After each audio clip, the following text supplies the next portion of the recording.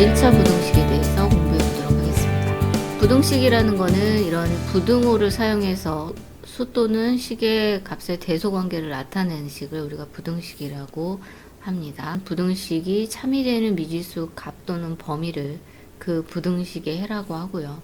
그 부등식의 해를 구하는 것을 부등식을 푼다라고 합니다. 자, 부등식의 기본 성질은 우리가 중학교 때 공부한 그대로인데요.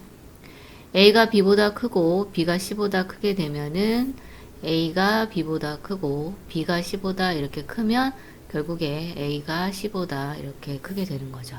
그 다음에는 A가 B보다 클 때 양변에 같은 수를 더하거나 같은 수를 빼도 부등호는 그대로 성립을 합니다.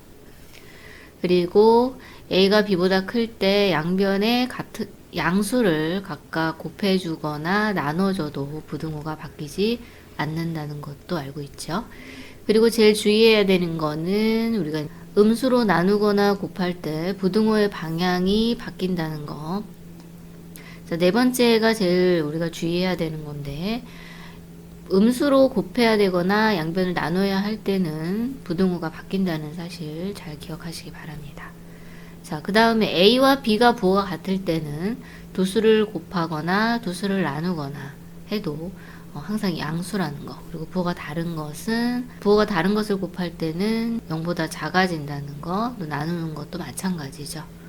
이미 잘 알고 있는 내용이라고 생각을 합니다. 개념 체크 문제 하나를 풀어보도록 하겠습니다. x가 -2에서부터 3 전까지일 때 이 -2x 플러스 5의 범위를 구하는 문제이죠. 그때 우리가 이제 x가 -2보다는 크고 3보다 이렇게 작을 때 요 -2를 양변에 이렇게 곱해줍니다. 양변에 곱해주게 되면 부등호 방향이 바뀌죠. 그래서 얘가 4가 되고 얘가 이렇게 바뀝니다. 그 다음에 이제 5를 더하게 되면은 각각 이제 모든 항에다 5를 더하면 얘가 9가 되고요. 여기는 -2x 더하기 5 이렇게 표현을 하면 되고, 그 다음에 여기는 이제 -1 이렇게 되겠죠. 이런 부등식은 작은 것부터 이런 식으로 표기를 해야 자연스럽죠. 그래서 다음과 같은 범위를 찾을 수가 있겠습니다. 부등식의 성질에서 A가 B보다 크고 C가 D보다 클 때 A 플러스 C가 B 플러스 D보다 크다라는 것을 설명해 보도록 하겠습니다. 당연한 것 같지만 수학적으로 우리가 설명할 수 있어야겠죠. 1번을 보면 A가 B보다 크죠, 그쵸? 그러면 양변에다가 C를 이렇게 더해도 부등호는 그대로 성립을 합니다. 그래서 B에다가 D를 이렇게 더하면 D가 더 작잖아요. 그죠? 같은 수 B에다가 양변에 작은 수를 더하는 쪽이 당연히 작아지는 겁니다. 그래서 결국에 A 플러스 C가 B 플러스 D보다 더 크게 되는 거죠. 그래서 1번을 설명할 수가 있습니다. 자, 두 번째는 A가 B보다 크고 C가 D보다 클 때 다음과 같은 부등식이 성립함을 보이면 됩니다. 자, A가 B보다 크고요.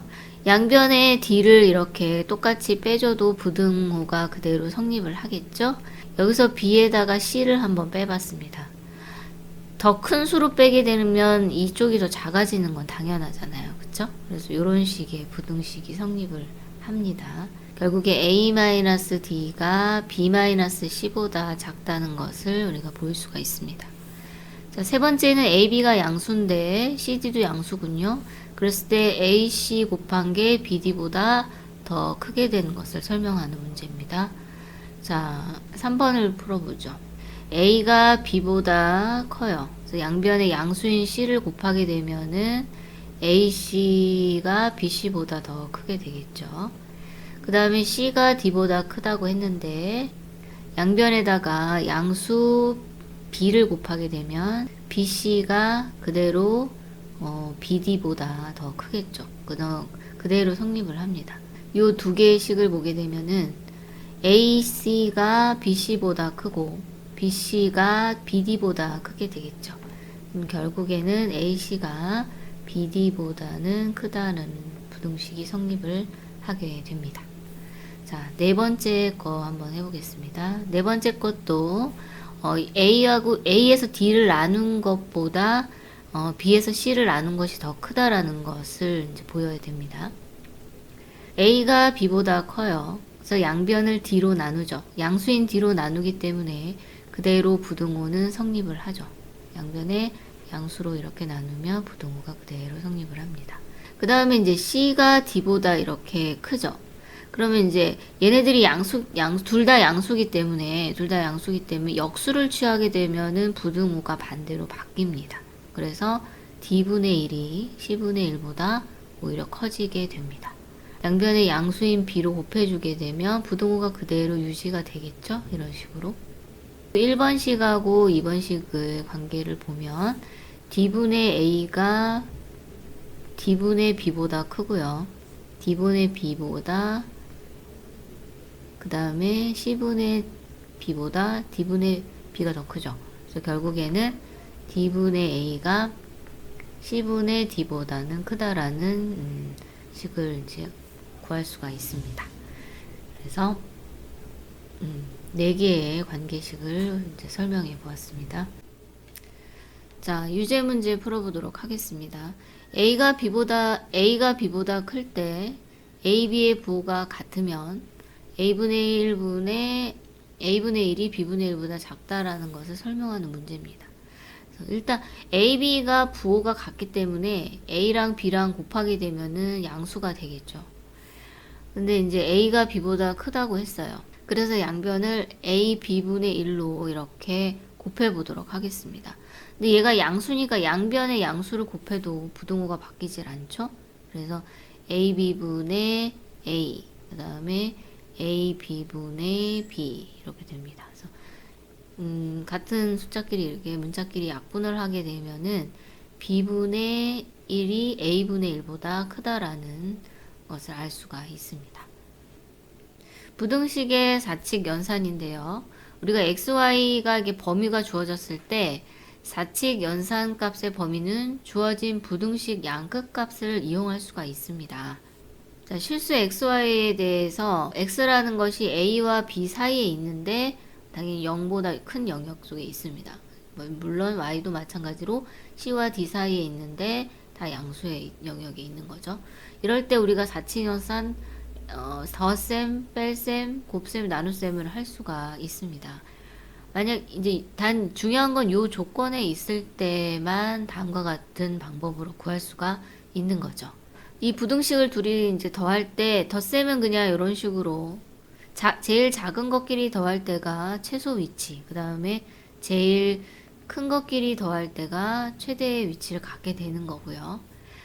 뺄셈의 경우에는 가장 작은 거에서 가장 큰 거를 빼야 가장 작은 수가 발생을 하는 겁니다. 그리고 가장 큰 거에서 가장 작은 수를 빼야 가장 큰 수가 나오게 되는 거죠. 그래서 이게 엇갈려서 계산을 한다는 거 기억을 잘 하시기 바라고요. 곱하기도 마찬가지로 가장 작은 수끼리 곱해야 가장 작은 수가 나오고 큰 수끼리 곱해야 가장 큰 수가 나오는 거죠. 나누기도 마찬가지로 가장 작은 수에서 큰 수를 나눠야 가장 작은 수가 발생을 하고요. 가장 큰 수에서 가장 작은 수를 나눌 때에도 이렇게 가장 큰 수가 발생을 하게 되는 겁니다. 그리고 XY가 음수 영역을 포함할 때 1번과 2번은 사용을 할 수가 있지만 곱셈, 나눗셈은 살짝 곤란해요. 그래서 덧셈과 뺄셈에서는 계속 이런 식으로 위에 같이 풀 수 있다는 거 기억하시기 바랍니다. 자, 개념 체크 문제 풀어볼게요. XY가 다음과 같이 다 양수 영역에 있는 수예요. 먼저 더할 때는 x가 2에서 6 사이고 y가 이렇게 1과 3 사이가 되겠죠. 그래서 더하면은 그냥 바로 더하면 됩니다. 그래서 여기가 3 이렇게 나오고요. x 더하기 여기 더하기 y는 9 해서 x의 범위가 3 이상 9 이하가 되겠죠. 그 다음에 빼는 거는요. 빼는 거는 엇갈려서 빼야 된다고 했죠.